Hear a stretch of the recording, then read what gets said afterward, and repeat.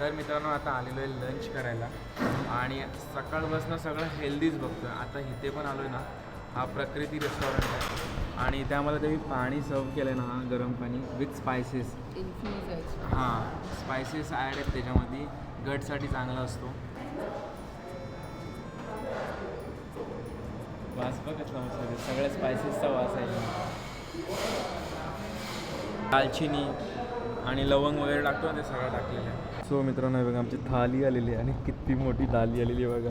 मी स्वप्नालीला खाणार आहे, भूक लागली होती खूप. एकच मागवत होतो, बोलते ना 2-2 मागव. तर याच्यामध्ये हे असे डाळ आलेली आहे, सांबर्स, भाजी आहे, ही पण भाजी आहे, पनीरची भाजी आहे, चिकन आहे, फिश आहे. अच्छा, मला वाटलं पनीर आहे. हा फिश आहे, चिकन आहे, फ्राईड चिकन, स्वीट आहे आणि ह्या 2 भाज्या आहेत, चटणी आहे, लोणचा आणि हा केरला राईस, चपाती.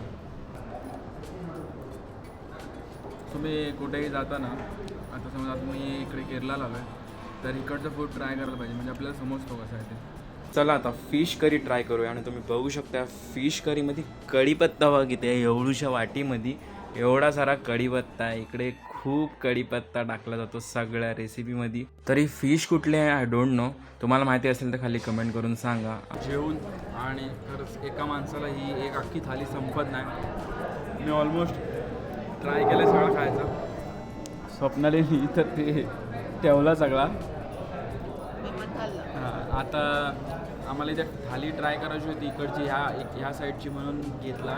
नेक्स्ट टाईम वेगळा घेऊ काहीतरी, कारण की थाली खूप ह्यूज क्वांटिटी. आणि त्यांना आम्ही विचारला तर बोलते आमच्या इथे एक माणूस एवढा आरामात खातो, त्याला कमी पडतो. पण किती काय झालं तरी आपला महाराष्ट्रीयन फूड ती बेस्ट येस. तुम्ही कुठेही जा, तुम्हाला त्याची आठवण येणारच.